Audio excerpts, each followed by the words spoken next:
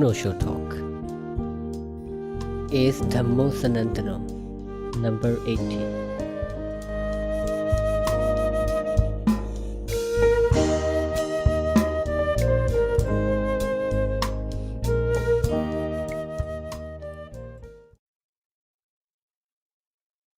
पहला प्रश्न, इस देश में बुद्ध पुरुषों के उपासक के घर में भोजनोपरांत सदा से ही बुद्ध पुरुष कुछ न कुछ उपदेश अवश्य करते रहे। क्या इस परंपरा के पीछे कोई सूत्र है? कृपा करके समझाएं। सूत्र सीधा और साफ है। तुम वही दे सकते हो जो तुम्हारे पास है। तुम शरीर का भोजन दे सकते हो। बुद्ध पुरुष वही दे सकते हैं जो उनके पास है। वो आत्मा का भोजन दे सकते हैं। तुम जो देते हो वो तो ना कुछ है। बुद्ध पुरुष जो देते हैं वो सब कुछ है। जो समझदार हैं वे यह सौदा कर ही लेंगे। ये सौदा बड़ा सस्ता है। बुद्ध को, महावीर को लोग भोजन देते तो भोजन के बाद वे दो वचन उपदेश के कहते थे। तुमने कुछ दिया, उससे बहुत ज्यादा तुम्हें देते थे। तुमने जो दिया उसका क्या मूल्य है, कितना मूल्य है? उन्होंने जो दिया वह अमूल्य है। वे दो पंक्तियां कभी किसी के जीवन के अंधेरे मार्ग पर रोशनी बन जाती। वे दो पंक्तियां कभी किसी के सूखे मरुस्थल जैसे हृदय में फूल बन के खिल जाती। वे दो पंक्तियां जहां गीतों का पैदा होना बंद हो गया था वहां गीतों को जन्म देने लगती। उन थोड़े थोड़े उपदेशों ने लोगों का आमूल जीवन बदल डाला है। फिर भोजन प्रतीकात्मक है। भोजन प्रेम का सबूत है। इसे समझना चाहिए। जब पहली दफा बच्चा पैदा होता है तो वो मां से प्रेम और भोजन साथ साथ पाता है। उसी स्तन से प्रेम पाता है, उसी स्तन से भोजन पाता है। इसलिए भोजन और प्रेम का एक गहरा नाता है, गहरा एसोसिएशन। तभी तो जब तुम्हें किसी से प्रेम होता है तुम उसे घर भोजन के लिए बुला लाते हो। जब कोई स्त्री तुम्हें प्रेम करेगी तो तुम्हारे लिए भोजन बनाने को आतुर हो उठेगी। वो सूचक है, वो खबर देता है, वो प्रेम का प्रतीक है। बुद्ध को तुम अपने घर भोजन के लिए बुला लाए, वो तुम्हारे प्रेम का प्रतीक है। तुम्हारे पास जो है वो तुम भेंट कर रहे हो। वो ना कुछ है, उसका कोई मूल्य नहीं, लेकिन तुम्हारे प्रेम का बड़ा मूल्य है। और जहां भी प्रेम हो वहां पुरस्कार मिलता ही है। जहां भी प्रेम दिया जाए वहां प्रेम 1000 गुना होकर लौटता ही है। वो जीवन का शाश्वत नियम है। तुम जो दोगे 1000 गुना होकर तुम्हें मिलेगा। गाली दोगे तो 1000 गालियां लौट आएंगी। प्रेम दोगे तो प्रेम 1000 गुना होकर लौट आएगा। और ये जीवन का शाश्वत नियम कहीं और काम करे या ना करे, बुद्ध पुरुषों के सानिध्य में तो काम करेगा ही। तुमने भोजन दिया, तुमने बुद्ध को घर बुलाया, तुम तो चकित हो गए। बुद्ध का जिस भोजन के कारण अंत हुआ, उनके जीवन का अंत हुआ, उस दिन भी वे उपदेश करना नहीं भूले। आखिरी भोजन जो उन्होंने किया वो विषाक्त था।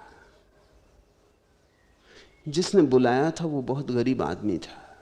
इतना गरीब आदमी था कि बाजार से हरी सब्जियां भी खरीद नहीं सकता था। तो बिहार में गरीब आदमी कुकुरमुत्ते सुखा के रख लेते, उनको फिर गीला करके सब्जी बना लेते। कुकुरमुत्ता ऐसी उग आता है, कहीं भी उग आता है, लकड़ी पर, गंदगी पर, कहीं भी उग आता है। इसलिए उसका नाम कुकुरमुत्ता है। जहां जहां कुत्ते पेशाब करते हैं वहीं उग आता है। कुकुरमुत्ते इकट्ठे कर लेते हैं गरीब और उनको सुखा के रख लेते हैं, फिर साल भर उनसे भोजन का काम चला लेते हैं। कभी कभी कुकुरमुत्ते विषाक्त होते हैं, अगर विषाक्त भूमि में या किसी विष के करीब पैदा हो गए। इस गरीब आदमी ने बुद्ध को निमंत्रण दिया, उसके पास कुछ भी न था, कुकुरमुत्ते की ही सब्जी बनाई थी। बुद्ध ने चखी तो वो कड़वी थी। बात तो साफ हो गई कि वो विषाक्त थे, लेकिन वो सामने ही पंखा झल रहा है और उसकी आंखों से आनंद के अश्रु बह रहे हैं और उसके पास कुछ और है भी नहीं। और उसे ये कहना कि तेरा भोजन विषाक्त है, उसके हृदय को बुरी तरह तोड़ देना होगा। इसलिए बुद्ध चुपचाप बिना कुछ कहे वो विषाक्त भोजन कर लिए। भोजन के करते ही विष फैलने लगा, लेकिन उस दिन, उस आखिरी दिन भी वे उपदेश देना नहीं भूले। और पता है उन्होंने उपदेश क्या दिया? उन्होंने अपने भिक्षुओं को इकट्ठा कर लिया, गांव के लोगों को इकट्ठा कर लिया और कहा, सुनो, दुनिया में 2 व्यक्ति महाधन्यशाली हैं, वह माँ जो पहली बार बुद्ध को भोजन कराती और वह व्यक्ति जो बुद्ध को अंतिम बार भोजन कराता। ये बहुत धन्यशाली व्यक्ति है जो सामने बैठा है। इसने इतना पुण्य अर्जन किया है तुम कल्पना ना कर सकोगे। और जब भिक्षुओं को पता चला बाद में, जब वैद्य आया और उसने बताया कि तो विषाक्त भोजन था, बचना मुश्किल है, तो आनंद ने बुद्ध को कहा कि आपने ये किस तरह की बात कही कि अत्यंत धन्यभागी, इसने जहर दे दिया। भला अनजाने दिया हो, मगर इसकी मूढ़ता का परिणाम भारी है। बुद्ध ने कहा, इसलिए मैंने कहा, अन्यथा मेरे मर जाने के बाद तुम पागल हो जाते हो, उसे मार डालते। उसकी पूजा करना, क्योंकि अंतिम जिससे भोजन ग्रहण किया बुद्ध ने वो उतना ही धन्यभागी है जितना जिससे प्रथम किया। ये 2 भोजन, पहला और अंतिम, तुम उसकी पूजा करना। आनंद उसने तो प्रेम से दिया है, प्रेम से दिया गया जहर भी अमृत है और अप्रेम से दिया गया अमृत भी जहर है। प्रेम से मौत भी आ जाए तो महाजीवन के द्वार खुलते हैं, और अप्रेम से जीवन भी बढ़ता चला जाए तो राख ही राख हाथ लगती है। तुम उसका प्रेम देखो, जो हुआ है वो बात तो गौण है। और फिर कौन यहां सदा जीने को आया है? किसी दिन तो मरता है, मरना तो निश्चित था, मरना तो होने ही वाला था। इस आदमी का कोई कसूर नहीं, ये तो निमित्त मात्र है। फिर मैं देखो बूढ़ा भी हो गया। बुद्ध ने कहा, अच्छा ही है कि अब विदा हो जाऊं, अब इस देह को और खींचना कठिन भी होता जाता है। अंतिम दिन भी, मरने के पहले भी भोजन जो दिया गया था उसके धन्यवाद में उन्होंने उपदेश दिया था। सूत्र सीधा साफ है। तुम इतने प्रेम से बुला के भोजन दिए हो बुद्ध को, वे तुम्हारे भीतर अगर अपना सारा प्रेम उंडेल दे तो कुछ आश्चर्य नहीं। और उनका प्रेम एक ही अर्थ रखता है कि सोया जाग जाए, कि अंधेरे में दिया जले, कि जहां अनंत अनंत जन्मों की दुर्गंध है वहां थोड़ी सी सुवास आत्मा की फैल जाए। उपदेश का यही अर्थ होता है। उपदेश का अर्थ भी समझना। उपदेश का अर्थ आदेश नहीं होता। बुद्ध ऐसा नहीं कहते कि ऐसा करो। बुद्ध इतना ही कहते हैं, ऐसा ऐसा करने से मुझे ऐसा ऐसा हुआ। बुद्ध ये नहीं कहते कि तुम भी ऐसा करो, करोगे तो पुण्य पाओगे, नहीं करोगे तो पापी नरक में सड़ोगे। बुद्ध कोई कमांडमेंट नहीं देते। बाइबल में 10 कमांडमेंट हैं, 10 आदेश। वो उपदेश नहीं है, उनमें आज्ञा है। जहां आज्ञा है वहां राजनीति झलक आती, और जहां आज्ञा है वहां दूसरे पर मालकियत की घोषणा हो जाती। तुम ऐसा करो ही, करना ही पड़ेगा, किया तो ठीक, नहीं किया तो खतरा है। बुद्ध पुरुष उपदेश देते। उपदेश और आदेश में फर्क है। आदेश में आज्ञा है, उपदेश में मनुहार। उपदेश में सिर्फ फुसलावा है। उपदेश में सिर्फ इस बात की खबर है कि ऐसा करने से मुझे कुछ हुआ है, अगर तुम्हें भी करना हो तुम कर सकते हो, तुम मालिक हो। तुम अगर दुखी हो तो इसलिए दुखी हो कि तुम कुछ कर रहे हो जिससे दुख पैदा हो रहा है। ये लो कुंजी, इससे मेरे आनंद के मंदिर का द्वार खुला है।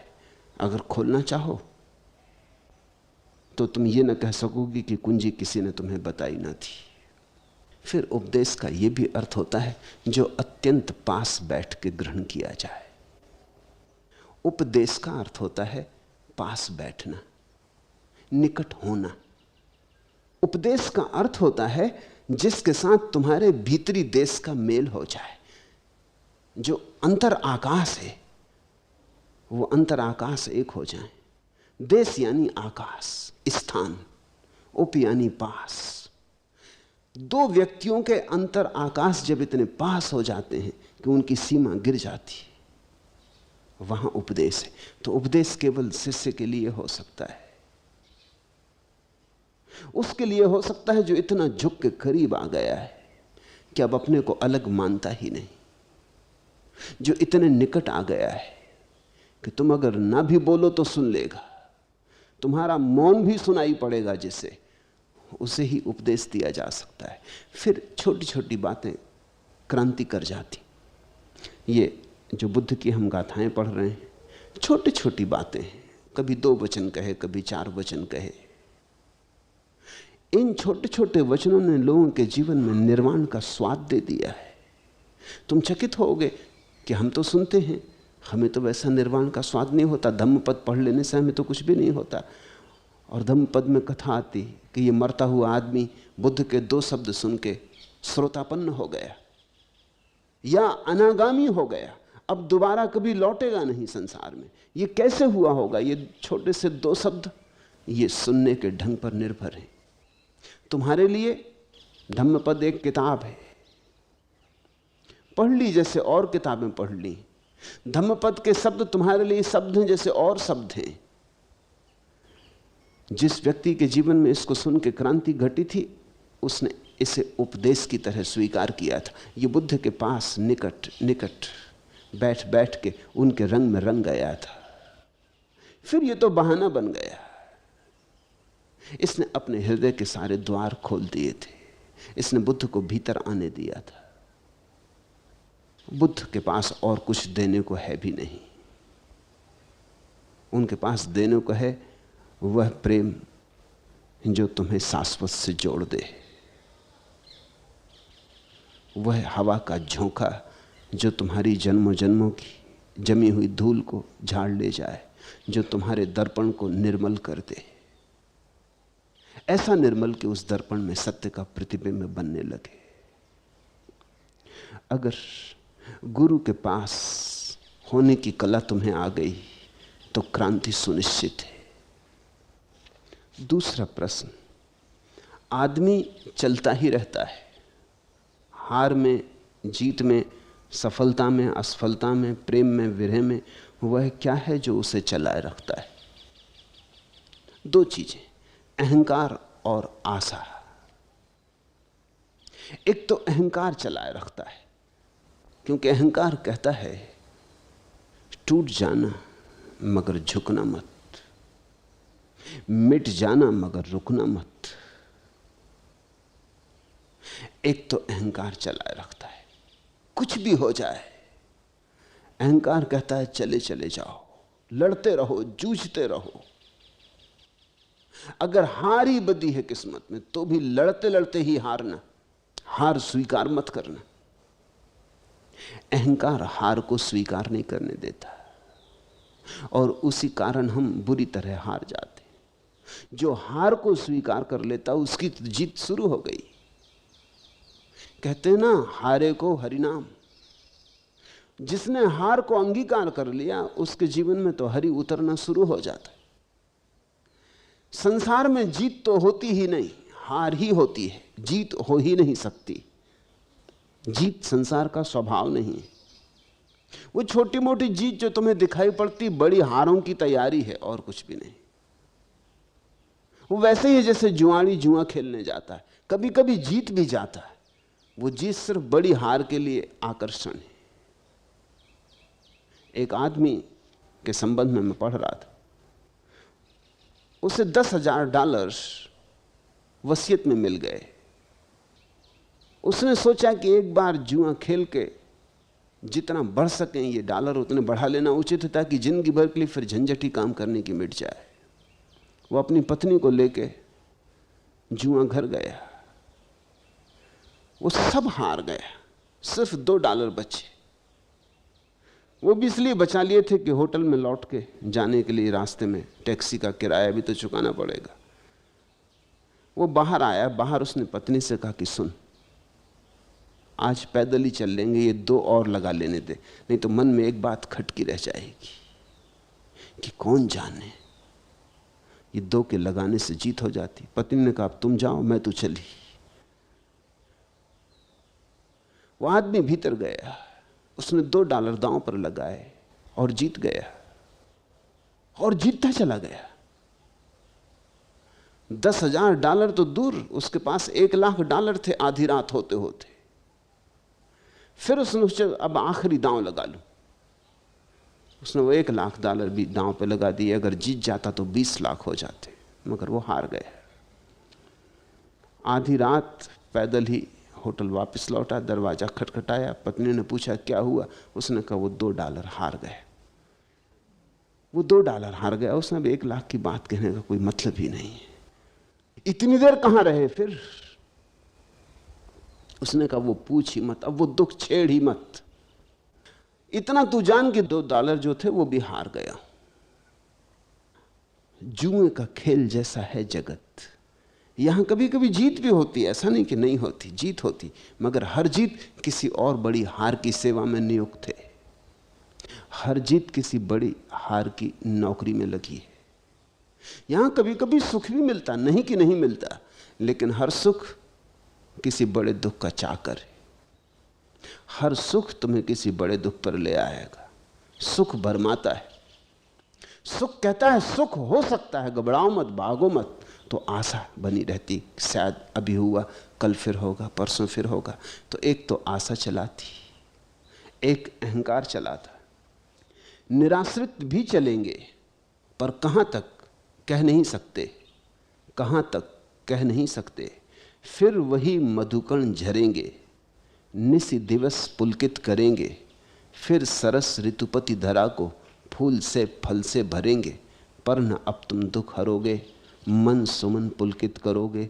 ध्वंस में भी पलेंगे, पर कहां तक कह नहीं सकते। फिर वही सरगम सजेंगे, राग में नूपुर बजेंगे। फिर सजग हिरतंत्रियों के गीत में सब तक मंजेंगे। पर न अब तुम फिर बजोगे, श्लोक बन बन कर सजोगे। मौन में भी ढलेंगे, पर कहां तक कह नहीं सकते। फिर वही दीपक जगेंगे, ज्योति के मेले लगेंगे। फिर सजीली घाटियों को किरण कंचन से भरेंगे। पर न तुम अब फिर जगोगे, ज्योति बन जीवन रंगोगे। धूम्र में भी जलेंगे, पर कहां तक कह नहीं सकते। आदमी बहुत बार जागने जागने के करीब आ जाता है।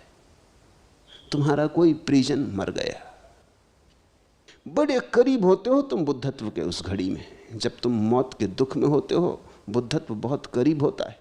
अगर पकड़ लो सूत्र तो छलांग लग जाए, लेकिन तुम सूत्र पकड़ नहीं पाते, तुम दुख को झुठला लेते हो, तुम अपने को समझा लेते हो, मना लेते हो।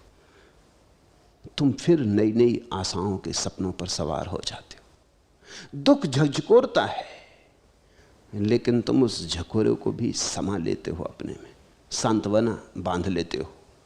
सोचते हो फिर सब ठीक हो जाएगा, फिर वसंत आएगा, फिर फूल लगेंगे। यह भी सच है कि जो चल बसा है अब दोबारा तुम्हें न मिल सकेगा, लेकिन इस पर ही कोई जीवन थोड़ी समाप्त हो जाता है। और भी लोग हैं, और भी परिजन हैं, और जो आज प्रिय नहीं है कल प्रिय हो सकते।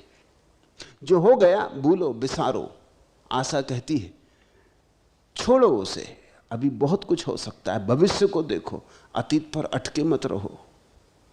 और अहंकार कहता है क्या इतनी जल्दी हार मान लोगे, क्या इतने कमजोर हो। अहंकारी व्यक्ति धार्मिक व्यक्ति को बड़ी दया से देखता है। उसकी दया यही होती कि बेचारे ने हार मान ली, संन्यास्त हो गया, तो छोड़ दिया संघर्ष, समर्पण कर दिया, हथियार डाल दिए।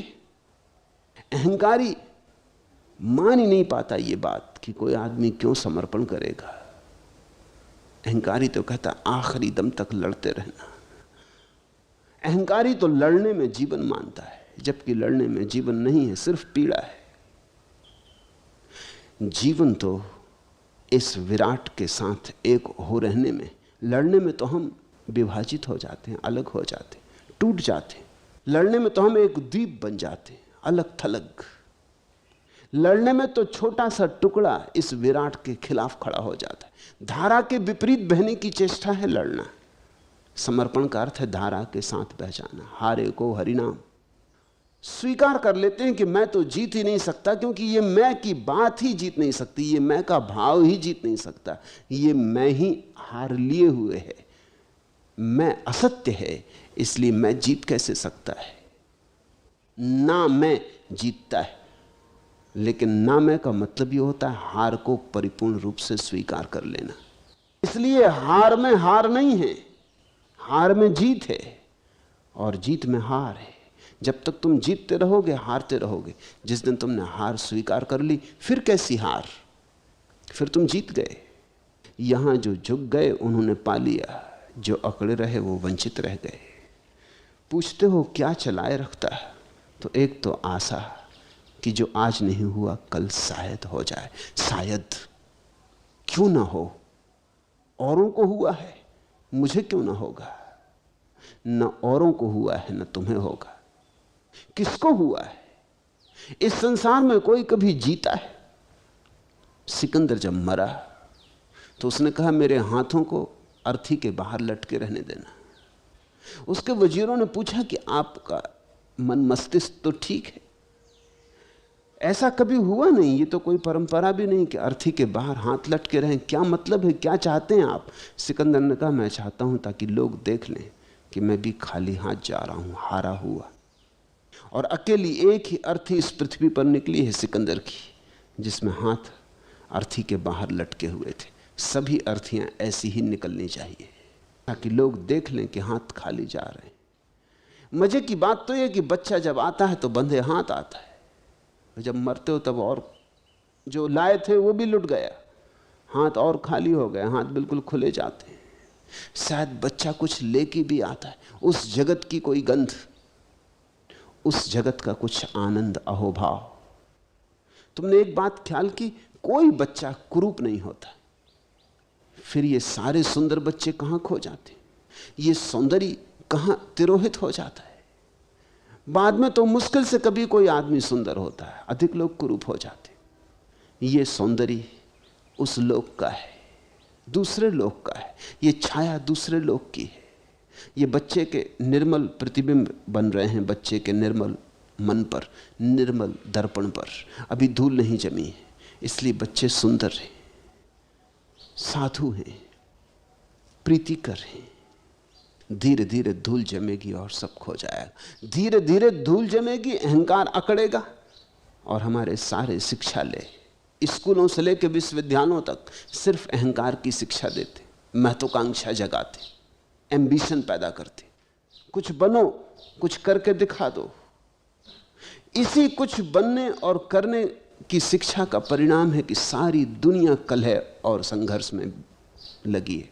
हर आदमी एक दूसरे के गले को दबा रहा है और हर आदमी के हाथ दूसरे के खींचों में पड़े और हर आदमी एक दूसरे के साथ झपटने की कोशिश में लगा है।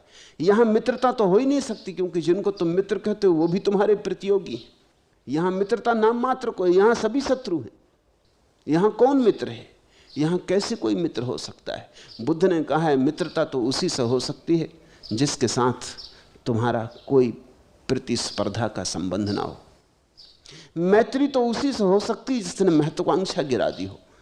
इसलिए बुद्ध ने कहा है कि सिर्फ बुद्ध पुरुष ही मित्र हो सकते हैं। उनकी कोई महत्वाकांक्षा नहीं, तुमसे कुछ लेना नहीं, तुमसे कुछ देना नहीं, तुमसे कोई संघर्ष ही नहीं, उनका संघर्ष ही नहीं रहा है। उन्होंने हथियार फेंक दिए और उन्होंने धारा को स्वीकार कर लिया है। अब वो गंगोत्री की तरफ नहीं बहते हुए गंगा सागर की तरफ जा रहे हैं। धारा जहां ले जाएगी वहीं उनका गंतव्य है।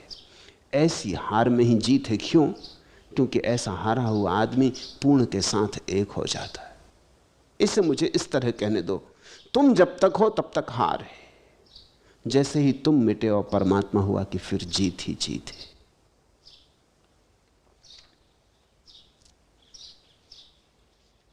तीसरा प्रश्न, क्या कारण है कि विश्व की लगभग सभी सन्यास की परंपराओं ने भिक्षावृत्ति और अग्रही होने को सनातन रूप से महत्व दिया है? यह धारणा गलत है, ऐसा सच नहीं है। ऐसा दिखाई पड़ता है लेकिन ऐसा सच नहीं है। विश्व की लगभग सभी सन्यास की परंपराओं ने भिक्षावृत्ति और अग्रही होने को सनातन महत्व नहीं दिया है, जरा भी नहीं दिया है। हिंदू, अगर तुम उनके मूल भाव को समझो तो ऋषि मुनियों को अग्रही होने का उपदेश नहीं देते थे। और ऋषि मुनि वशिष्ठ या विश्वामित्र या उपनिषद के सारे मनीषी गृहस्थी थे, भला जंगल में रहते हो, उनकी पत्नियां थीं, उनके बच्चे थे, उनका परिवार था।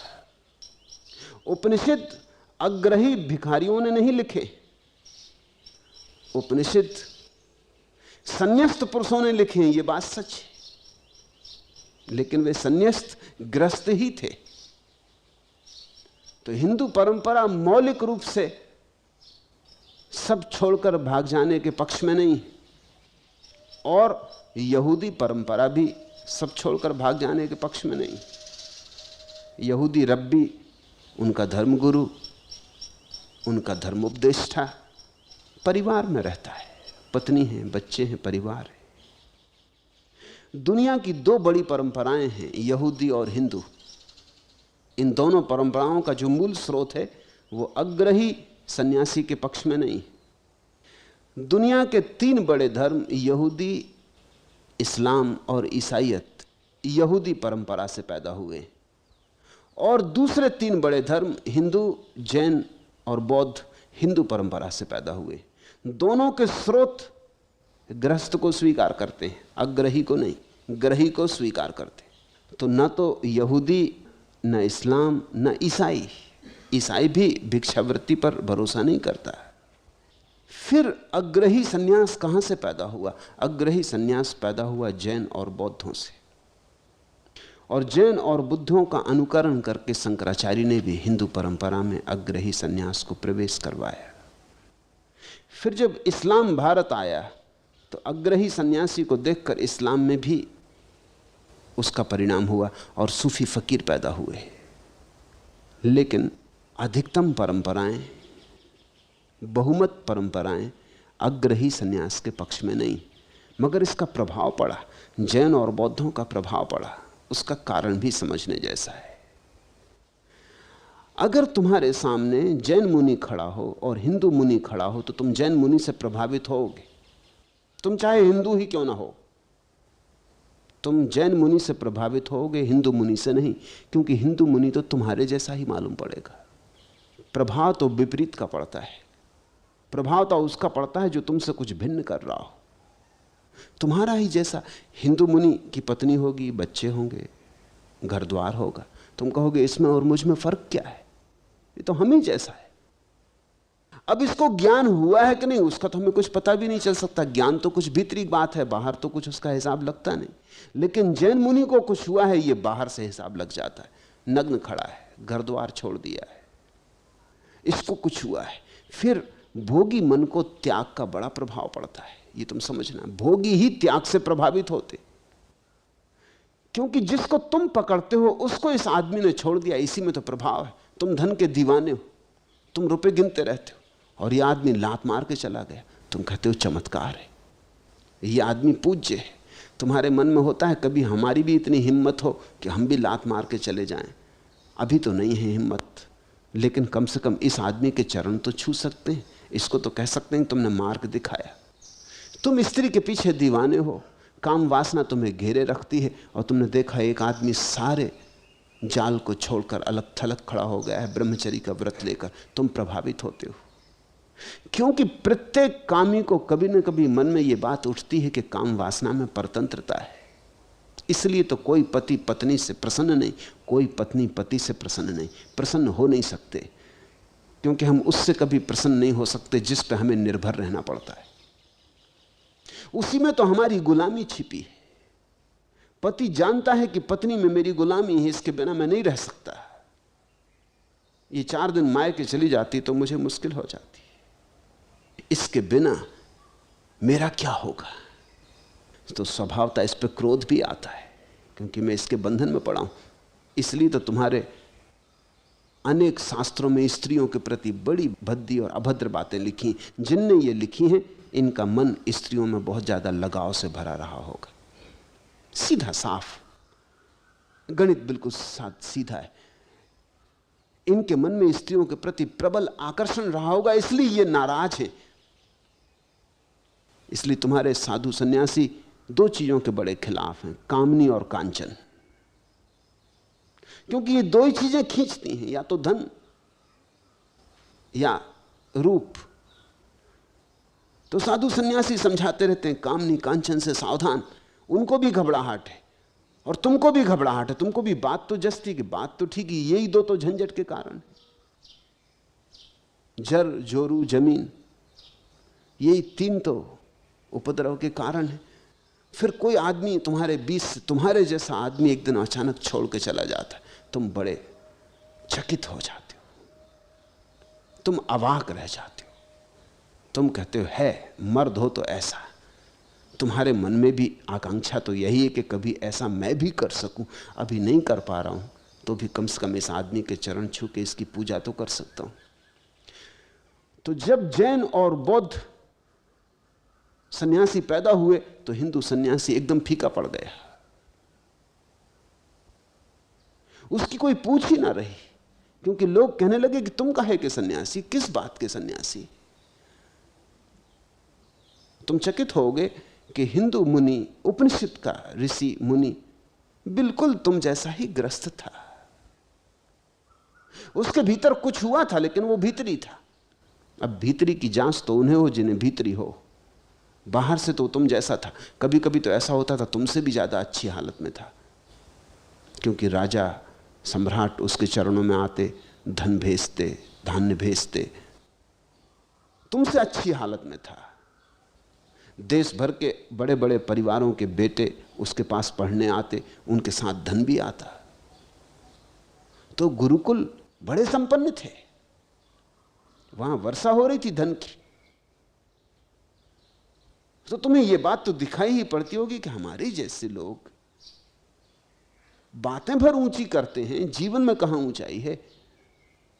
और बातें तो तुम्हारी समझ में भी नहीं आ सकती, लेकिन जीवन तुम्हारी भी समझ में आ सकता, वो तो अंधे को भी दिखाई पड़ता है।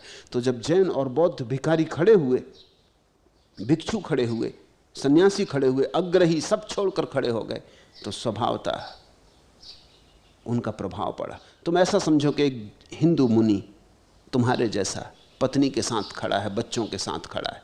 फिर एक श्वेतांबर मुनि सफेद वस्त्रों में, अलग थलग, न कोई पत्नी न कोई बच्चे, अकेला खड़ा। फिर एक दिगंबर मुनि, नग्न, वस्त्र भी नहीं।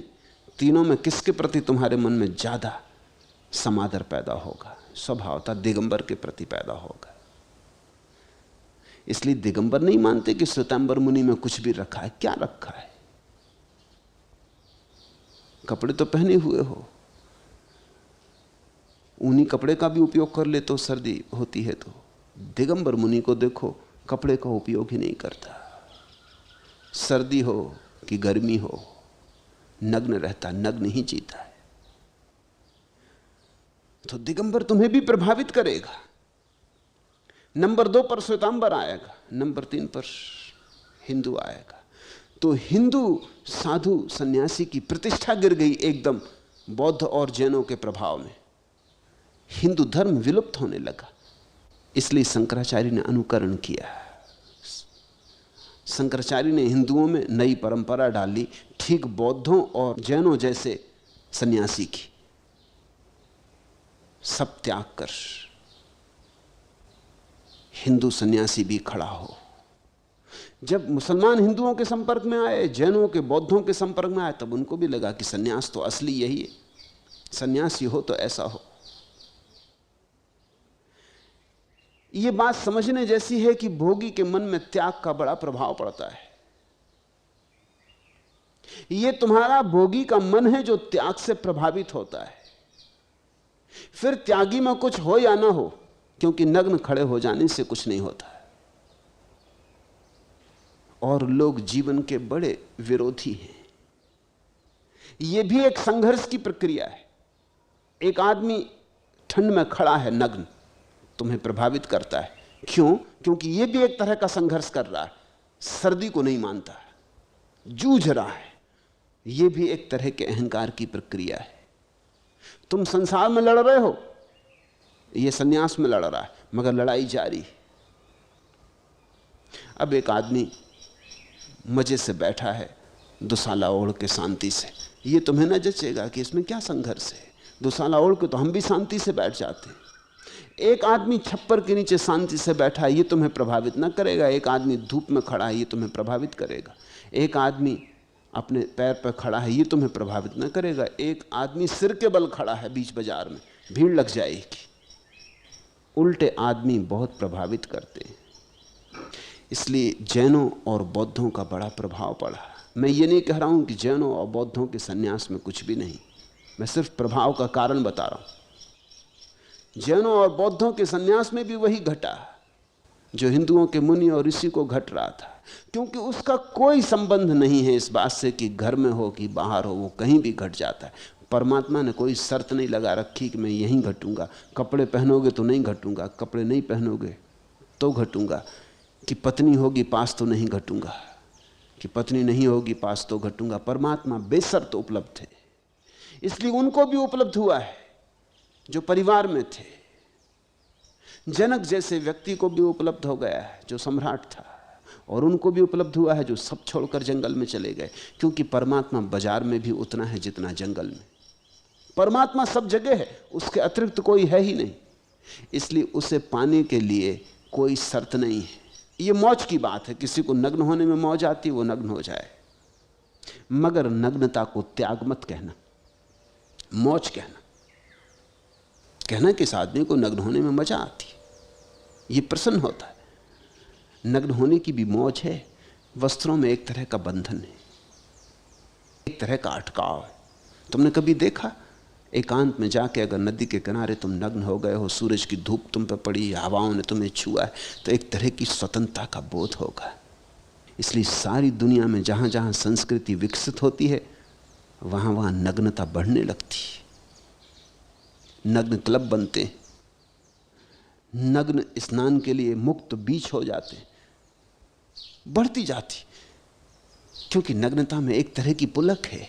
नग्नता में फिर तुम छोटे बच्चे की जैसे हो गए, जब वस्त्रों का आवरण भी ना था, जब कुछ भी छिपाते ना थे, जब सब सीधा साफ था, तुम खुले खुले थे, निष्कपट थे।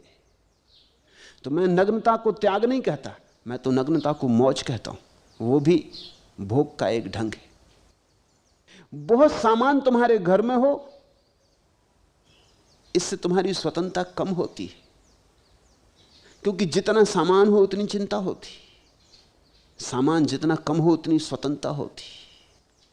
जिसके पास सिर्फ जरूरत का है उसकी स्वतंत्रता बड़ी होती। त्याग नहीं कहता मैं, त्याग को मैं समझदारी कहता हूं, वो बुद्धिमानी है। त्याग कहने से गड़बड़ पैदा होती, त्याग कहने से भोगी प्रभावित होता है। मैं उसे परम भोग कहता हूं, वो तुमसे ज्यादा समझदारी की बात है। क्यों झंझट पालो, क्यों बहुत तरह की झंझट में रहो? अगर झंझट के बिना रह सकते हो तो खूब मजे की बात है। अगर झंझट में कोई झंझट नहीं तब तो फिर कोई बात ही नहीं। इसलिए मैं नहीं कहता जनक को कि तुम छोड़ के जाओ, और मैं नहीं कहता महावीर को कि तुम छोड़ के मत जाओ। मैं कहता हूं महावीर की ये मौज है कि वो छोड़ के जाएं और नग्न होकर आनंद लें, ये उनका ढंग, मजे से लें, उन पर किसी का कोई बंधन नहीं होना चाहिए। और ये जनक की मौज के उसे कोई अड़चन ही नहीं आ रही राजमहल में, तो वो जाए क्यों? वो राजमहल में भी उसी परम दशा को उपलब्ध हो रहा है, तो ठीक है वहीं उपलब्ध हो जाए। अलग अलग ढंग के लोग हैं दुनिया में, एक जैसे लोग नहीं हैं। अब तुम समझो इस बात को। एक सूफी कहानी है, दो फकीर साथ साथ रहते, दोनों में बड़ा विवाद होता। विवाद इस बात का था कि एक आदमी पैसा पास रखने में मानता था। वो कहता था कुछ पैसे तो पास होने ही चाहिए, वक्त बेवक्त जरूरत पड़ जाती। उसकी बात भी गलत तो नहीं थी। दूसरा कहता कि पैसे पास रखने से झंझट रहती, रात ठीक से सो भी नहीं सकते, ख्याल बना रहता कोई चुरा ना ले, कोई गठसी ना ले जाए। और फिर पैसे पास रहते हैं तो ये ख्याल बना रहता है कि खर्च ना हो जाए, तो बचाए रखो बचाए रखो, ये सब फिजूल की चिंताएं। और फिर परमात्मा पक्षियों को दे रहा है, पौधों को दे रहा है, तो हमारी फिक्र ना करेगा। और वो दूसरा फकीर कहता कि परमात्मा ने तुम्हारी फिक्र की, तुमको बुद्धि दे दी। अब बुद्धि का मतलब ये है कि बुद्धि से चलो। बुद्धि कहती पैसा संभाल के रखो, थोड़ा पैसा पास रखो। पशु पक्षियों को बुद्धि नहीं दी है, इसलिए उनकी फिक्र सीधी करता है। तुम्हारी सीधी फिक्र की कोई जरूरत नहीं। छोटा बच्चा है तो बाप उसका हाथ पकड़ के चलता है, जवान हो गया फिर हाथ पकड़ के चले तो बात भद्दी लगती। आदमी जवान हो गया, आदमी प्रौढ़ हो गया, पशु पक्षियों की सीधी फिक्र करता है, नहीं तो ये तो मर ही जाएंगे। आदमी की सीधी फिक्र नहीं करता, क्योंकि आदमी अब अपनी फिक्र करने में खुद समर्थ हो गया। ऐसा उनमें विवाद चलता रहता। पहला फकीर कहता है कि ये सब अविश्वास है, परमात्मा पे तुम्हारी श्रद्धा नहीं। अगर उस पर भरोसा है तो जिसने आज तक फिक्र की कल भी करेगा। आखिर मुझे देखो ना, तुम ही तो नहीं जी रहे, मैं भी जी रहा हूं, बिना पैसे के भी जी रहा हूं। एक दिन ऐसी घटना घटी कि दोनों यात्रा करके आए, जंगल में रास्ता भूल गए, एक नदी के किनारे पहुंचे। इस तरफ बड़ा खतरा था, रात रुकना बहुत मुश्किल था, और नाव वाला रुपया मांगता था। 1 रुपये से कम में उतारने को नहीं था। वो कहता मैं घर जा रहा हूं, दिन भर से थक गया हूं, अब अगर चलना हो तो 1 रुपया लूंगा। ऐसे तो 2 पैसे में उतारता था। और जिसके पास पैसा था उसने कहा कहो अब क्या इरादा है, उतरना कि नहीं उतरना। जो पैसे के खिलाफ था वो सिर्फ मुस्कुराया, उसने कुछ कहा नहीं। दोनों नाव में बैठे, पैसे वाले ने 1 रुपया माझी को दिया, दोनों उस तरफ उतर गए। तब उस पैसा देने वाले फकीर ने कहा आज तो मानोगे कि हार गए। उसने कहा कि नहीं। उसने कहा हद हो गई, आज मेरे पास रुपया ना होता तो हम मरते। उस तरफ जंगल खतरनाक था, जंगली जानवर थे, रात रुकना खतरे से खाली नहीं था। रुपया था तो हम पार हुए। उस दूसरे फकीर ने कहा रुपये के होने की वजह से पार नहीं हुए, रुपया तुम दे सके इसलिए पार हुए, रुपया छोड़ सके इसलिए पार हुए। अगर तुम पकड़े रहते तो हम मरते उसी तरफ। विवाद अपनी जगह रहा। दोनों बातें अर्थपूर्ण हैं, दोनों बातों की गहराइयां हैं। अमेरिका में लोग सोचते हैं कि धन स्वतंत्रता लाता है। उस बात में भी सच्चाई है। धन एक तरह की स्वतंत्रता लाता है। धन पास न हो तो एक तरह की परतंत्रता होती। तुम एक बड़े मकान में रहना चाहते हो, धन नहीं है तो नहीं रह सकते, तो परतंत्रता हो गई। तुम एक बड़ी कार खरीदना चाहते हो, धन नहीं है तो नहीं खरीद सकते, तो परतंत्रता हो गई। तुम आज इस होटल में जाके भोजन करना चाहते थे, जेब खाली है तो नहीं जा सकते, तो परतंत्रता हो गई। तो अमेरिकन दलील में भी सार तो है। वो उस दूसरे फकीर की दलील है जो कहता था पैसे पास होने चाहिए तो आदमी में बल होता है, स्वतंत्रता होती। तो अमेरिका में एक पकड़ है कि पैसा हो तो स्वतंत्रता होती। लेकिन महावीर और बुद्ध की बात भी गलत नहीं है। वो कहते हैं पैसा हो तो चिंता होती, और उनकी बात के लिए अमेरिका में काफी प्रमाण है। 40 साल की उम्र होते होते जिस आदमी का पास पैसा है, या तो उसके पेट में अल्सर हो जाते, या मस्तिष्क खराब होने लगता है, या हार्ट अटैक पड़ने लगते, कुछ ना कुछ गड़बड़ शुरू हो जाती। अमेरिका में तो कहा जाता है कि 40 साल के हो गए और अगर हार्ट अटैक ना हुआ तो इसका मतलब है जिंदगी बेकार गई। इसका मतलब है तुम असफल आदमी हो। सफल आदमी को तो होता ही है 40-42 साल, मतलब होना ही चाहिए। सफल आदमी का मतलब यह होता है कि इतना तनाव होगा कि हृदय दुर्बल हो जाएगा। क्या खाक सफलता मिली। भिखमंगों को नहीं होता, ये बात सच है। 40-42 साल क्या, उनको 80 साल तक भी नहीं होता। वो इस बीमारी को जानते नहीं। हमारे देश में भी ये ख्याल तो था, इसलिए हम इस तरह की बीमारियां जैसे ट्यूबरकुलोसिस को, क्षय रोग को राजरोग कहते थे। वो सिर्फ कभी राजाओं को होता था। फिर राजा तो रहे नहीं, सभी लोग राजा हो गए, इसलिए अब सभी को होने लगा। सफलता की एक तकलीफ तो है, चिंता लाता। तो महावीर और बुद्ध की बात में भी बल है। दोनों तर्क सही है। मेरा ख्याल यह है कि दोनों तर्क अलग अलग लोगों के लिए लागू हैं। अगर जनक को कितना ही धन दे दो तो भी अल्सर नहीं होगा, यह पक्का है, और हार्ट अटैक भी नहीं होगा, यह भी पक्का है। तुम्हें अगर अड़चन हो तो तुम ला के धन मुझे दे सकते हो, परीक्षा ले सकते हो।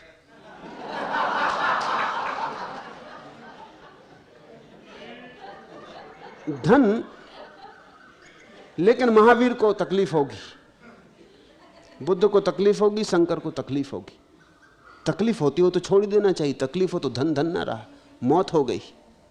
दो तरह के लोग हैं दुनिया में, एक जिन्हें वस्तुओं के कारण अड़चन होती तो उन्हें छोड़ ही देना चाहिए, एक जिन्हें वस्तुओं के कारण कोई अड़चन नहीं होती, जो वस्तुओं का सरलता से उपयोग कर सकते हैं और जिससे उन्हें कोई अड़चन नहीं आती, उन्हें मजे से उपयोग करना चाहिए। हिंदू, यहूदी, ईसाई, इस्लाम अग्रही सन्यासी के पक्ष में नहीं है, ग्रही सन्यासी के पक्ष में। जैन, बौद्ध और शंकर को मानने वाले हिंदू अग्रही सन्यासी के पक्ष में। मैं दोनों के पक्ष में हूं, किसी के विरोध में नहीं हूं। मैं मानता हूं जो तुम्हें उचित लगता हो उस तरफ से चल पड़ना, जिसमें तुम्हारा तालमेल बैठता हो, तुम्हारा सरगम जुड़ जाता हो, वही कर लेना। लेकिन यह प्रश्न ठीक नहीं है पूछना कि क्या कारण है कि विश्व की सभी संन्यास परंपराओं ने भिक्षावृत्ति और अग्रही होने को सनातन रूप से महत्व दिया है। नहीं, सनातन रूप से तो दो परंपराएं हैं, यहूदी और हिंदू। ये बड़ी प्राचीन परंपराएं, इन दोनों ने ही अग्रही को कोई मूल्य नहीं दिया है, इन्होंने ग्रही सन्यासी को मूल्य दिया है। और मेरी दृष्टि यह है कि दुनिया में बहुत लोग अग्रही नहीं हो सकते, व्यवस्थागत रूप से भी नहीं हो सकते, क्योंकि अगर बहुत लोग अग्रही हो जाएं तो अग्रही को निर्भर तो ग्रही पर होना पड़ता है। इसलिए अगर जैनों की बहुत संख्या नहीं बढ़ी तो कोई आश्चर्य नहीं, बढ़ नहीं सकती। आखिर जैनों की संख्या ज्यादा कैसे बढ़ सकती है? अगर समझो कि हिंदुस्तान में 20 करोड़ जैन मुनि हो जाएं तो क्या करोगे? तब एक ही उपाय रहेगा कि मुनियों को मारो। जैसे अभी बर्थ कंट्रोल के लिए फिक्र करनी पड़ती, नसबंदी करते हो, फिर उनकी गलाबंदी करो, फिर उनके गले में फांसी लगाओ। क्योंकि 20 करोड़, अगर 40 करोड़ के मुल्क में लोग भिक्षावृत्ति करने लगे तो भिक्षा देगा कौन? ऐसा हो रहा है, थाईलैंड में 4 करोड़ बौद्ध भिक्षु हैं। 4 करोड़ आबादी है, 50 लाख बौद्ध भिक्षु हैं। 4 करोड़ की आबादी में 50 लाख बौद्ध भिक्षु, हर 8 आदमी में 1 आदमी भिक्षु। सरकार को नियम बनाना पड़ रहा है कि भिक्षुओं को काम करना पड़ेगा, काम करना ही पड़ेगा, उनको करना ही चाहिए, नहीं तो ये 1 आदमी महंगा पड़ रहा और ये संख्या रोज बढ़ती जाती। दुनिया में व्यवस्थागत रूप से भी अग्रही सन्यासी योग्य नहीं। कुछ लोग अग्रही हो जाएं, ठीक है, उनको हम चला सकते हैं। जैसे कुछ लोग कवि हो जाते हैं, ठीक है, ऐसे कुछ लोग सन्यासी हो जाते हैं, ठीक है, इनसे समाज में सौरभ बढ़ता है। कभी एक आध महावीर नग्न खड़े हो जाते हैं, बिल्कुल ठीक है, इससे समाज में कुछ कमी नहीं होती, समाज की गरिमा बढ़ती। लेकिन अगर 20 करोड़ आदमी नग्न खड़े हो जाएं तो सामाजिक हो जाएगा, गरिमा की तो बात ही छोड़ दो। इसलिए हिंदू और यहूदियों की पकड़ ज्यादा साफ है, ज्यादा व्यवहारिक है कि सन्यास ऐसा होना चाहिए जो जीवन की सहजता में फलित हो, जीवन के कोई अतिरिक्त ढांचे उसके लिए बनाने ना पड़े। आदमी घर में दुकान पर बैठे बैठे काम करते करते धीरे धीरे संन्यास्त हो जाए, मरने की घड़ी आते आते इस स्थिति में आ जाए कि जीवन को सरलता से छोड़ दे। भविष्य में भी जैन और बौद्ध परंपरा का कोई बहुत बड़ा भविष्य नहीं है। भविष्य भी हिंदू और बौद्ध और जैन परंपरा को पाल नहीं सकेगा, संभाल नहीं सकेगा। यहूदी और हिंदू परंपरा भविष्य में भी संभाली जा सकती है, किसी भी स्थिति में संभाली जा सकती है। लेकिन फिर भी मैं ये कहूंगा कि कुछ लोग सदा ही आनंदित होंगे सब छोड़कर। जो सब छोड़कर आनंदित हों उनको भी मौका होना चाहिए। लेकिन यह शिक्षण बहुत गहरा नहीं होना चाहिए कि छोड़े बिना कोई परमात्मा को नहीं पहुंचता, क्योंकि इस कारण बड़ा उपद्रव होता है। जिनको छोड़ के कोई आनंद नहीं उपलब्ध होता वो भी परमात्मा को पाने के लोभ में छोड़ देते। तुम देखो महावीर की प्रतिमा है, कैसी प्रफुल्लित, कैसी स्वस्थ, कैसी शांत। तुम जैन मुनि की कतार लगा के देखो, वो बिल्कुल उदास, थका मांदा, सुस्त, जीवन ऊर्जा क्षीण। ऐसा नहीं लगता कि वो किसी आनंद को उपलब्ध हुआ, सौंदर्य को उपलब्ध हुआ, किसी अहोभाव को उपलब्ध हुआ। वो हो भी नहीं सकता अहोभाव को उपलब्ध। भोजन पूरा लेता नहीं। अभी वैज्ञानिक खोज करते हैं कि अगर तुम एक दिन भी सुबह का नाश्ता ना लो तो उस दिन तुम्हारी बौद्धिक क्षमता 35% कम हो जाती है। अब इस सब के लिए वैज्ञानिक प्रमाण है कि तुम्हारी बौद्धिक क्षमता तुम्हारे भोजन की पुष्टिता पर निर्भर करती, कितना पौष्टिक भोजन तुम लेते हो। क्योंकि तुम्हारा मस्तिष्क आत्मा से नहीं चलता, तुम्हारा मस्तिष्क शरीर का हिस्सा है और शरीर से रस बहते रहें तो ही चलता है। अब अगर जैन मुनि की प्रतिभा क्षीण हो जाती है, दुर्बल हो जाती है, प्रतिभा शून्य हो जाता है, थोड़ा जड़ मालूम होने लगता है, कोई आश्चर्य नहीं है। होगा ही, ऐसा होना ही चाहिए।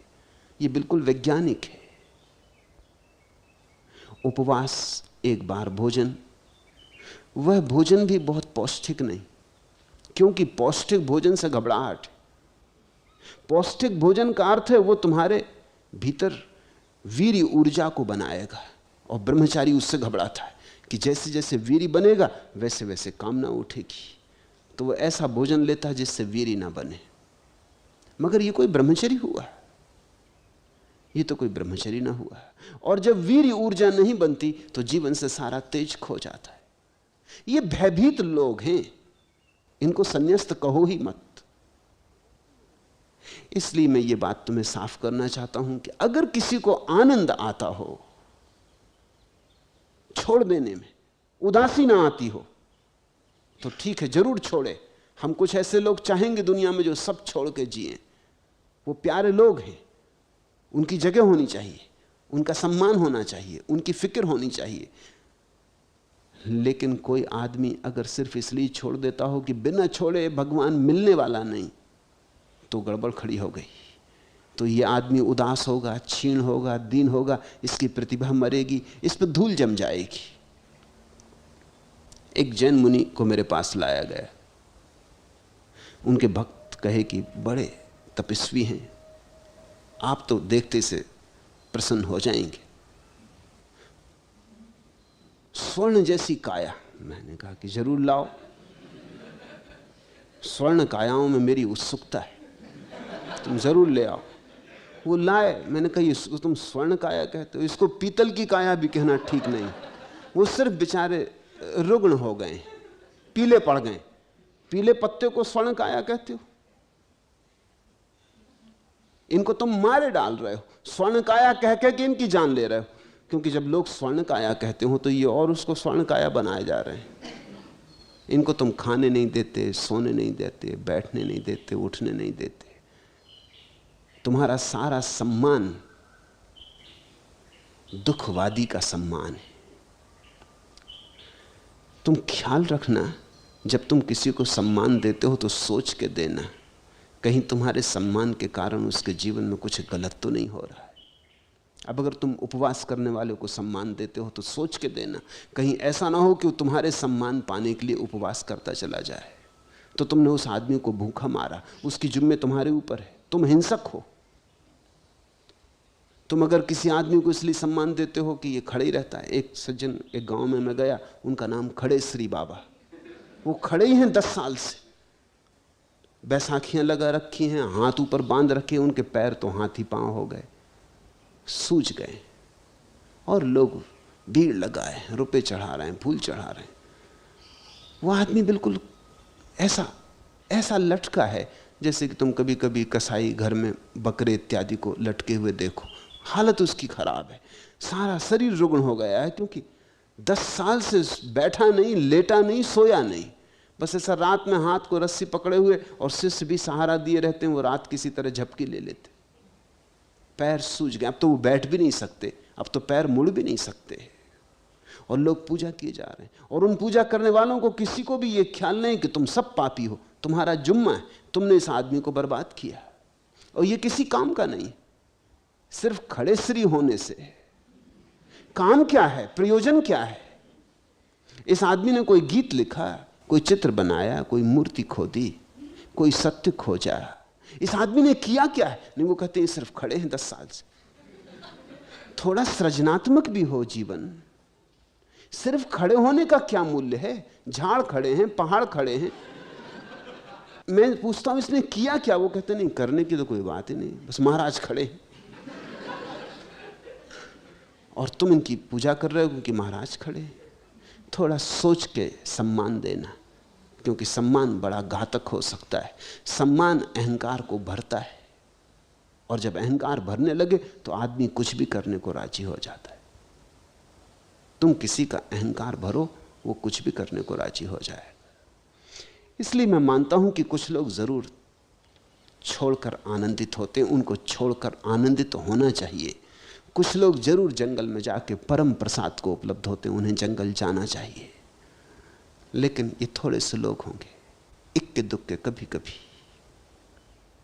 और ये होते रहें अच्छा। लेकिन ये सन्यास की सहज धारणा नहीं बननी चाहिए। बड़े पैमाने पर अधिक लोग तो सन्यास तभी हो सकेंगे जब जीवन की सहजता में सन्यास उतरे। दुकान जाते, घर काम करते, बेटे बच्चों को पालते, पत्नी पति की फिक्र करते, इस जीवन के घनेपन में सन्यास उतरे। इसलिए मैंने सन्यास को एक नया रूप दिया। नया सिर्फ इसलिए कि पुराना खो गया, अन्यथा बहुत पुराना है। मैं जिसको सन्यासी कहता हूं, मेरे पास हिंदू आ जाते, वो कहते हैं ये कैसा सन्यास? मैं उनसे कहता हूं तुम पागल हो गए हो, तुम अपने ऋषि मुनियों को बिल्कुल भूल ही गए हो। वो घर में थे, कथाएं उपनिषद में पढ़ो। जनक ने एक बहुत बड़ा शास्त्रार्थ का आयोजन करवाया और 1000 गायें खड़ी कर दी महल के द्वार पर, उनके सींगों पर सोना मढ़ दिया और हीरे जवाहरात जड़ दिए, और कहा जो इनको जीत लेगा, जो शास्त्रार्थ में जीत लेगा, वो इन 1000 गायों को ले जाएगा। याज्ञवल्क्य अपने विद्यार्थियों को लेकर आया गुरुकुल से। दोपहरी हो गई थी और गायें पसीने में खड़ी थीं, धूप पड़ रही थी। याज्ञवल्क्य ने अपने विद्यार्थियों से कहा, बेटे गायों को तुम खदेड़ के ले जाओ आश्रम में, विवाद में निपटा लूंगा। जनक भी थोड़ा घबराया, इतना भरोसा कि जीत का इतना भरोसा। किसी ने कहा भी कि महाराज पहले विवाद तो आप जीत लें। उसने कहा छोड़ो, गायें धूप में बहुत थकी जा रही। उसने तो अपने विद्यार्थियों को आज्ञा दे ही दी और विद्यार्थी गायें खदेड़ के ले भी गए। विवाद उसने बाद में जीत लिया। अब ये जो आदमी 1000 गायें खदेड़ के ले गया आश्रम में, सोने से मढ़े थे उनके सींग, हीरे जवाहरात लगे थे उनके सींगों पर।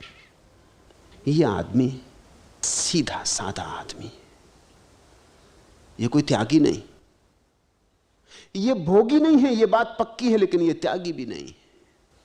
ये एक और ही दशा है, ये साक्षी भाव की दशा है। ये सिर्फ दृष्टा मात्र है, ये सिर्फ देख रहा है। जनक को ये बात जची।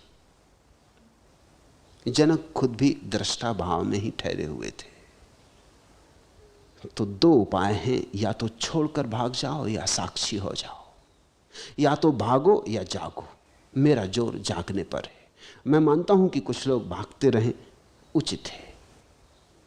कुछ फूल अनूठे भी खिलते रहने चाहिए, लेकिन अनूठे फूलों के लिए सारी बगिया खराब नहीं की जा सकती। गुलाब भी खिले ठीक है, गेंदा भी खिले ठीक है, चंपा भी खिले ठीक है, सब तरह के फूल खिले। इस पृथ्वी पर सब तरह की संभावनाएं वास्तविक बने। धर्म सभी तरह की संभावनाओं के द्वार खोलता है, और जो धर्म भी एक संभावना का द्वार खोलता है और से इसके बंद कर देता है, वो सभी के हित में नहीं। उससे सबका हित नहीं हो सकता है। तीसरा प्रश्न, यह घटना अत्यंत सच है। कल सुबह 6 बजे टेप से आपका आधा प्रवचन सुना। 3 साल से सोचता था और सुनने के बाद मैंने निश्चय किया कि कल मुझे आपसे एक प्रश्न पूछना है। प्रश्न नीचे है। प्रश्न की पहली पंक्ति थी, अभी मैं आपकी नज़र के सामने नहीं हूँ, परंतु गत 12 वर्षों से आप निरंतर मेरी नज़र के सामने। आपसे मुझे सिर्फ एक प्रश्न पूछना है। यह निश्चित कर मैं कल प्रवचन में उपस्थित हुआ। 3 साल दरमियान नहीं हुआ सो हुआ। आपने प्रवचन में मेरा नाम लेके मुझे आश्चर्य से भर दिया। मेरे पहले प्रश्न की पहली पंक्ति खंडित हो गई। घटना अत्यंत छोटी लगती है परंतु अत्यंत अद्भुत है। अब प्रश्न, 1 दिसंबर 1971 को आप हमारे घर मेहमान थे। उस समय आपने मुझसे कहा था, माणिक बाबू आप इस झंझट से मुक्त हो जाओ। आपका वचन वहीं छूट गया। 72-74 में स्वास्थ्य, वित्त, कुटुंब व समाज के तलों पर अच्छी उपलब्धि रही। यह सब आपके आशीर्वाद से हुआ, हम यही मानते हैं। 17 जून 1976 को मेरे 50 वर्ष पूरे हुए और मैंने संन्यास लिया। इसके बाद मैंने सामाजिक व्यवहार बहुत कम कर दिया। स्वास्थ्य की बात रही तो 19 फरवरी को मुझे ज्ञात हुआ कि मुझे हृदय रोग है। 21 मार्च को मालूम हुआ कि संजय गांधी हार गए, जिससे उनको दिया गया बड़ा धन 5 लाख रुपए झंझट में पड़ गया। परसों सुबह अग्निकांड में काफ़ी नुकसान हुआ और इन घटनाओं को मैं अपने सन्यास की आंखों से देखता हूँ और अविचलित चित्त से देखता हूँ। कष्ट तो है पर क्या चित्त की शांति उससे अलग नहीं है, पूछा है माणिक बाबू ने। तो पहली तो बात, अगर मैं तुम्हारी आंखों के सामने सदा हूं तो यह असंभव है कि तुम मेरी आंखों के सामने सदा ना हो। सच तो यह है, तुम मुझे अपनी आंखों के सामने सदा तभी रख सकते हो जब मैंने तुम्हें अपनी आंखों के सामने सदा रखना शुरू कर दिया हो। तुम मेरी याद तभी कर सकते हो जब मैं तुम्हारी याद कर रहा हूं। लेकिन बहुत बार तुम्हें ऐसा लगेगा कि शायद मैं भूल गया हूं, क्योंकि मेरे तुम्हें याद करने के अपने ढंग हैं और वे स्थूल नहीं हैं। सच में तो स्थूल तक मैं तभी तक याद तुम्हें दिलाता हूं कि मुझे तुम्हारी याद है जब तक मैं देखता हूं कि अभी सूक्ष्म काम शुरू नहीं हुआ। जैसे ही सूक्ष्म काम शुरू हो जाता है फिर स्थूल तल पर याद करने की कोई जरूरत नहीं रह जाती। जब तुम्हारा मुझसे मिलना भीतर होना शुरू हो गया तो बाहर मिलना न मिलना गौण हो जाता है, हो ही जाना चाहिए। तो माणिक बाबू के मन में यह ख्याल उठना कि अभी मैं आपकी नज़र के सामने नहीं हूं परंतु गत 12 वर्षों से आप निरंतर मेरी नज़र के सामने हैं, स्वाभाविक है। लेकिन मैं कहना चाहता हूं, तुम्हें तो कभी कभी मेरी याद आती होगी, भूल भूल भी जाते होगे, स्वाभाविक है। और 1000 काम है तुम्हें, मुझे तो और कोई काम ही नहीं। मुझे तो सिर्फ जिनके जीवन में मेरे द्वारा काम शुरू हुआ है उनको याद रखने के सिवा और कोई काम ही नहीं है। मेरे पास और तो कोई झंझट नहीं है, न कोई दुकान है, न कोई बाजार है, न कोई बच्चे हैं, न कोई पत्नी है। मेरी तो सारी जीवन ऊर्जा उनको उपलब्ध है जो मेरे साथ चलने को राजी हुए उस अनंत की यात्रा पर। इसलिए तुम्हें आश्चर्य हुआ होगा क्योंकि मैंने नाम लिया कल। लेकिन नाम लूं या ना लूं,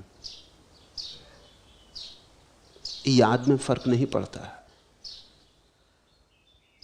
नाम लेना पड़ा इसीलिए कि तुम्हारे मन में यह ख्याल आ गया था कि शायद मैं तुम्हें भूल ही गया हूं। 3 साल से नहीं लिया था नाम, ये बात सच है। इसलिए इस बात को जो छोटी लगती है छोटी मत समझना है, उसमें तुम्हारे लिए बड़ा इशारा है, औरों के लिए भी इशारा है। प्रश्न जो है वो भी महत्वपूर्ण है। कभी सब ठीक चला, धन, परिवार, स्वास्थ्य, तो तुमने माना था कि मेरी कृपा से हुआ। फिर संजय गांधी डूबे और तुम्हारे भी 5 लाख ले डूबे, वो औरों के भी ले डूबे, वो अपनी माता जी को भी ले डूबे। इसको भी तुम ऐसा ही समझना कि ये भी मेरी कृपा से हुआ, क्योंकि 5 लाख मिले तो तुम मुझे धन्यवाद दो, और 5 लाख खो जाएं तो तुम मुझे धन्यवाद ना दो, तो फिर संग साथ पूरा ना हुआ।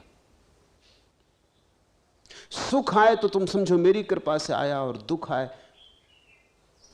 तो तुम मेरी कृपा ना समझो, तो बात अधूरी रह जाएगी, बेईमानी की हो जाएगी। ख्याल करना कि सुख से भी बड़ी संभावना दुख में है,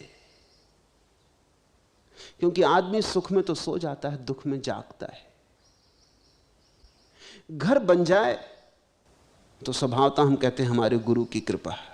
घर जल जाए तब भी तुम हिम्मत रखना कहने की हमारे गुरु की कृपा। जो घर बारे आपनो चले हमारे संग, कबीर ने कहा है। जो सब जला जलू के तैयार हो जाए वो हमारे साथ चल सकता है।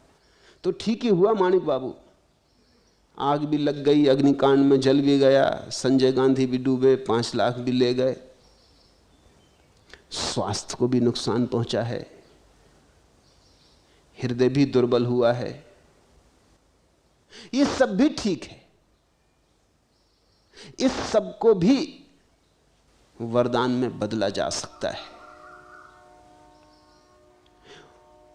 सिर्फ जाग के इसे देखना, इससे तादात्म्य मत बनाना। जो घर जल गया वो अपना था ही नहीं,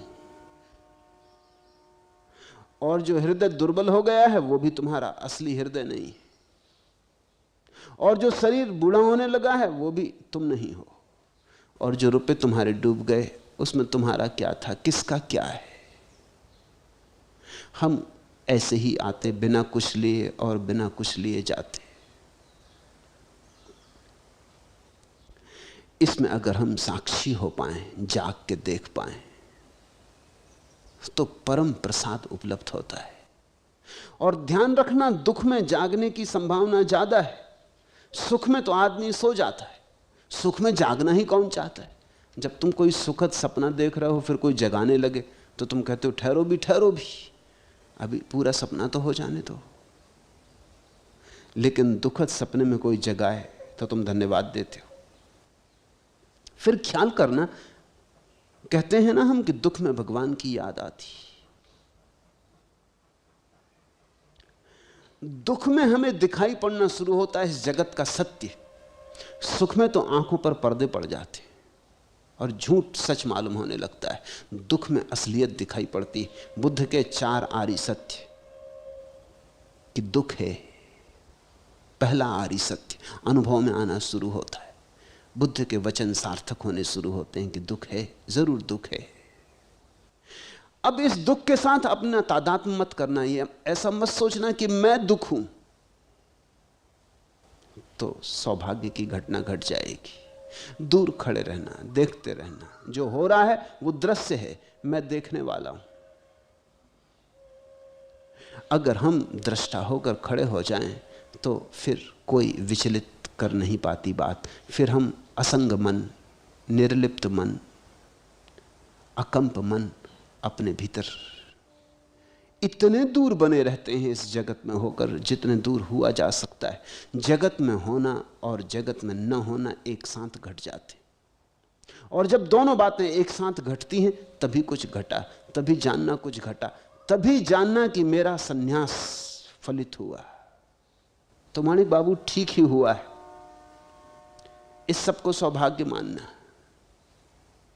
इस सब के बीच शांत भाव से देखते रहना, ये भी चला जाएगा। एक सूफी कहानी है। एक सम्राट बूढ़ा हुआ, उसने अपने वजीरों को कहा कि मुझे कुछ ऐसा सूत्र चाहिए जो हर हालत में काम आ जाए। वजीरों ने बहुत सोचा, ऐसा सूत्र जो हर हालत में काम आ जाए। उनकी कुछ समझ में ना पड़ा। वो एक फकीर के पास गए। उस फकीर ने एक सूत्र लिखा एक कागज पर, एक अंगूठी में बंद किया और सम्राट को लाके अंगूठी दे दी और कहा इसे खोलना तभी जब और कोई सहारा न रह जाए। जब सब तुम जो कर सकते हो कर चुके हो और कुछ सहारा न रहे तभी खोलना, जल्दी मत खोजना। यह सूत्र ऐसा है कि कठिनाई की आखिरी घड़ी में ही इसका अर्थ प्रकट होगा। सम्राट ने अंगूठी पहन ली, कई बार उत्सुकता भी जगी, लेकिन वचन दे दिया था तो खोला नहीं। फिर देश पर हमला हुआ कोई 10 साल बाद। सम्राट हार गया, भागा अपने घोड़े पर। जंगल में दुश्मन पीछा कर रहे हैं, दुश्मन करीब आते जाते हैं, उसकी घबराहट बढ़ती जाती। तभी उसे अचानक अपने हाथ में अंगूठी की याद आई और तभी वो घड़ी भी आ गई। लेकिन सोचा कि अभी भी ऐसी घड़ी कहां आई है, अभी भी बच सकता हूं, अभी भी कुछ कर सकता हूं। लेकिन वो घड़ी भी आ गई। आगे जाके रास्ता समाप्त हो गया, नीचे खाई थी, पीछे लौट नहीं सकता था, दुश्मन करीब आता जा रहा है। घोड़ों की टाप और भी करीब आने लगी, और भी करीब आने लगी। उसने आखिरी क्षण तक धीरज रखा। जब उसे लगा कि बस अब क्षण भर की देर है कि दुश्मन आ जाएंगे, उसने अंगूठी खोली, कागज निकाला। कागज में कुछ भी न था, एक छोटी सा वाक्य लिखा था, दिस टू विल पास, यह भी बीत जाएगा। एक क्षण में जैसे एक बिजली कौंध गई। एक क्षण में उसे दिखाई पड़ा अपना सब जीवन, सब बीत गया। तो स्वभाव था यह भी बीत जाएगा, रुकता क्या है। बचपन नहीं रुका, जवानी नहीं रुकी, पिता नहीं रुके, पत्नी नहीं रुकी, बेटे नहीं रुके, कुछ नहीं रुका, आया और गया। गंगा कितनी बह गई। जीवन के इस चित्र को देखते वो तो भूल ही गया क्षण भर को कि दुश्मन पास है। और जब वो जागा इस जीवन की कथा से, तो अचानक उसने पाया घोड़ों की टाप सुनाई नहीं पड़ती, वे किसी और दिशा में मुड़ गए थे। 7 दिन बाद वो पुनः जीत गया, वापस अपने महल में आ गया। जब महल में आया तो बड़ा उसका स्वागत हुआ, असरफियां लुटाई गईं, फूल फेंके गए, सारे गांव में दीपमालिका जलाई गई, सारा गांव पागल होकर नाचा, उत्सव मनाया। जब ये सारे उत्सव में अपने हाथी पर सवार उसकी शोभा यात्रा निकल रही थी, तब एक क्षण को फिर उसने अंगूठी खोली। ये सुख, उसने फिर वो कागज पढ़ा, यह भी बीत जाएगा। उसने अंगूठी वापस कर ली। जैसा वो अलिप्त हो गया था दुख की घड़ी में, वैसा ही अलिप्त हो गया सुख की घड़ी में भी। कहते हैं वह सम्राट बिना कुछ किए समाधि को उपलब्ध हो गया। तो माणिक बाबू, इन घड़ियों का उपयोग करना, जो होता है बीत जाता है। एक ही चीज है हमारे भीतर जो कभी नहीं बीतती, वो हमारा साक्षी भाव है। वही है शाश्वत, सनातन, सदैव। उस एक को पकड़ के ही आदमी परमात्मा के द्वार तक पहुंच जाता है।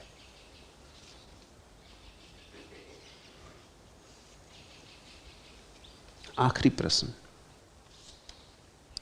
आपको सुनकर आंसू ही आंसू बहते हैं, रोके नहीं रुकते, मैं क्या करूं? इससे शुभ और क्या होगा? आंसू बहते हैं अर्थात आंसू कुछ कहते हैं। आंसू दुख के ही थोड़ी होते, आंसू आनंद के भी होते। और आंसू सदा उदासी का ही थोड़ी प्रमाण लाते, आंसू उत्सव की भी खबर लाते। आंसू का तो एक ही अर्थ होता है, कुछ जो हम शब्दों से नहीं कह पाते वो आंसुओं से कहना पड़ता है। आंसू तो बड़ी गहरी अभिव्यक्ति है। आंसू का अर्थ पूछते हो? आंसू के अर्थ यदि भाषा में समा पाते तो फिर मैं रोता क्यों? कविता और कहानी ना लिखता। जब भाषा असमर्थ हो जाती है, आंख से आंसू बहते। जो बात हम किसी भी विधा में नहीं कह पाते उसे रो रो कर कहते। आंसू कुछ कहते हैं, कुछ ऐसा कहते हैं जो और किसी विधा में कहा नहीं जा सकता। कुछ ऐसा कहते हैं जो शब्दों में अटता नहीं, बनता नहीं। शब्दों की सीमा है, आंसू असीम है। तो आंसू के संबंध में एक बात समझना, जब भी तुम्हारे मन में कोई भाव इतना घना हो जाएगा, चाहे दुख, चाहे सुख, चाहे शांति, चाहे अशांति, चाहे उदासी, चाहे उत्सव, कोई भी भाव जब इतना घना हो जाएगा कि तुम उसे संभाले ना संभाल सकोगे, तो वही भाव आंसुओं में बहता है। आंसू निर्भर करते हैं और इनको कुछ रोकना मत। कभी कभी मेरी बात सुन के आनंद के आंसू बहेंगे, कभी मेरी बात सुन के तुम्हें अपने सारे जीवन का दुख याद आ जाएगा, सारे जीवन की व्यर्थता याद आ जाएगी, सारे जीवन का घाव जैसे मैंने छू दिया हो, पीड़ा बहने लगेगी, तब भी आंसू बहेंगे। दोनों हालत में शुभ हैं। आंसू तो इतना ही कह रहे हैं कि तुमसे मेरे हृदय का नाता हो गया, अब नाता बुद्धि का ना रहा। और बुद्धि का जब तक नाता है तुम विद्यार्थी, जिस दिन हृदय का हो गया उस दिन शिष्य। जब तक बुद्धि का नाता तब तक मैं तुम्हारा शिक्षक, जिस दिन हृदय को हो गया उस दिन गुरु। जिस दिन तुमने आंसुओं से सेतु बना लिया, जिस दिन तुमने आंसुओं में पातियां लिखकर मेरी तरफ भेज दी, दर्द स्वयं ही मचल गया है, गीतों का अपराध नहीं है। जो कुछ भी मुझको मिल पाया उतने से संतोष मुझे था, घिरा अभावों की सीमा में फिर भी तो परितोष मुझे था। पर अब अकुलाया सा धीरज, असहयोग करने को आतुर, अश्रु स्वयं ही ढलक गए हैं। पलकों का अपराध नहीं, गीतों का अपराध नहीं। बादामी नैनों से प्रतिबल दिया तुम्ही ने नेह निमंत्रण, समझ बूझ आंचल उलझाया फिर क्यों मुझ पर दोषारोपण। रत्नारे सपनों ने पढ़ ली मिलनातुर मंत्रों की भाषा, सोम स्वयं ही छलक गया है, अधरों का अपराध नहीं है, गीतों का अपराध नहीं है। प्यार भरे दो शब्द कहे थे पर तुमने रच दिए कथानक, ज्ञात नहीं था बदनामी के विहग उड़ेंगे कभी अचानक। आकर्षण की विषकन्या से अनजाने ही ब्याह रचाया, सुरभि स्वयं ही बिखर गई है। भ्रमरों का अपराध नहीं है, गीतों का अपराध नहीं है, अश्रु स्वयं ही ढुलक गए हैं। पलकों का अपराध नहीं है, गीतों का अपराध नहीं है, दर्द स्वयं ही मचल गया है, गीतों का अपराध नहीं। जो स्वयं हो शुभ, जो सहज हो शुभ। आंसू बहें तो रोकना मत, ना बहें तो बहाने की चेष्टा मत करने लगना। जो सहज हो शुभ, जो असहज हो अशुभ। आंसू बहें तो बह जाने देना, संकोच मत करना। यहां कोई लोकलाज थोड़ी करनी। कहा ना मीरा ने सब लोकलाज खोई। यहां भी रोके रखोगे आंसुओं को तो फिर कहां रोओगे। और अगर आंसू रोक लिए तो फिर मुस्कुराहट भी रुक जाएगी, क्योंकि उसी द्वार से मुस्कुराहट भी आती है जहां से आंसू आते। वहीं से गीत भी पैदा होते हैं जहां से आंसू पैदा होते हैं। वहीं से उत्सव भी झरता है जहां से उदासी पैदा होती।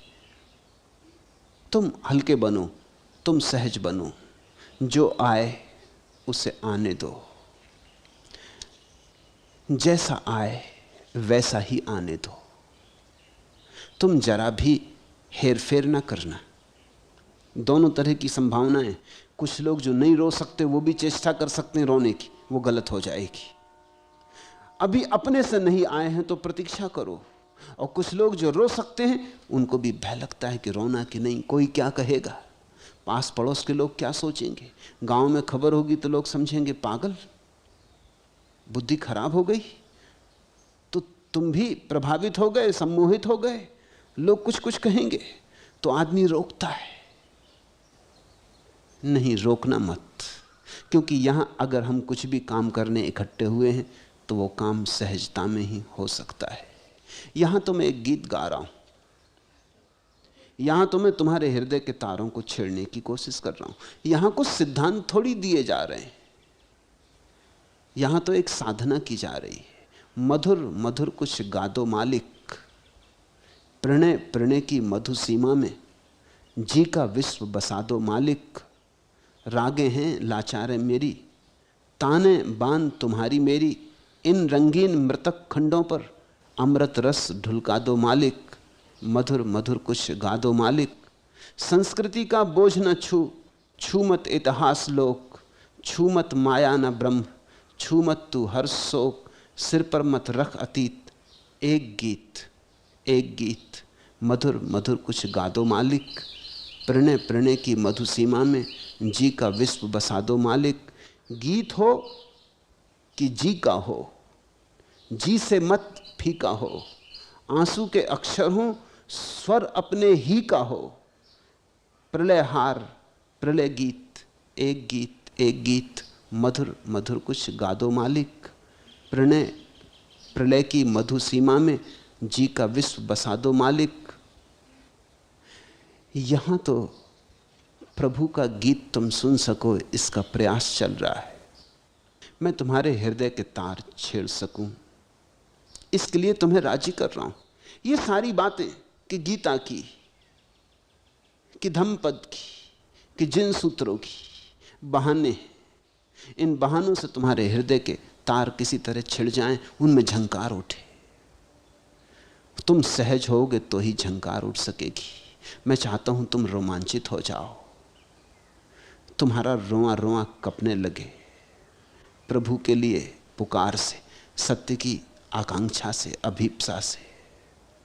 उस यात्रा में सहजता पाथे, पुण्य पाथे, वही कलेवा है उस यात्रा में मार्ग का। तो जिनकी आंखें सक्षम हैं रोने को, रोकना मत। उन्हीं आंखों से अभी आंसू बहते, उन्हीं आंखों से रोशनी भी बहेगी। आंसू साफ कर देंगे रास्ते को ताकि रोशनी बह सके। और ये जो घटना घटती है, ये बुद्धि की नहीं, हृदय की है। ये जी की है, ही की है। इसे तो वही पा सकते हैं जो पागल होने को तैयार है। ये मतवालों की दुनिया है। यहां तुम्हें मैं थोड़ी शराब पिला सकूं तो काम पूरा हो गए। यहां से तुम थोड़े डगमगाते लौटो तो मैं सफल हुआ। तुम कहीं पैर रखो और कहीं पड़ने लगे तो बात हो गई। एक तरफ तुम बेहोश हो जाओ तो दूसरी तरफ होश जगता है। इस संसार के प्रति बेहोशी आ जाए तो परमात्मा के प्रति होश आता है। यहां तुम अगर बहुत ज्यादा होश से जिए, संभल संभल के जिए, नियंत्रण से जिए, तो परमात्मा में कभी भी ना जाग सकोगे। और ध्यान रखना, धन्य भागी हैं वे जो यहां सो जाएं और वहां जाग जाएं। तो लोकलाज की फिक्र छोड़ो। पूछा है, आपको सुनकर आंसू ही आंसू बहते हैं, रोके नहीं रुकते। मैं क्या करूं? रो, करने को क्या है? कर करके तो तुमने सब खराब किया है। करने से ही तो कर्म पैदा हुआ है। करो मत, अब होने में बहो। आज इतना ही।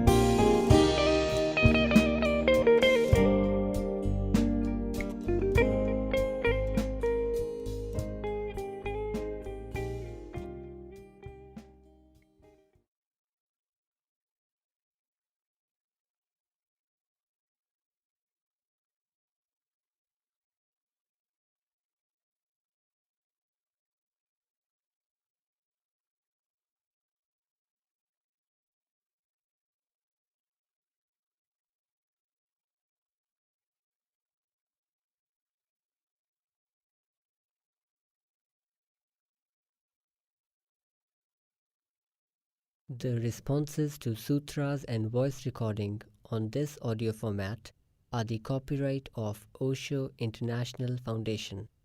Copyright dates 1953 through 2003. All rights reserved.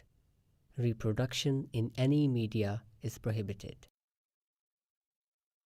सूत्रों पर दिए गए संबोधन और ऑडियो माध्यम में मुद्रित आवाज़ पर ओशो इंटरनेशनल फाउंडेशन के कॉपीराइट हैं। कॉपीराइट 1953 से 2003, सर्वाधिकार सुरक्षित। किसी भी माध्यम में रिप्रोडक्शन अर्थात पुनर्निर्माण निषिद्ध है।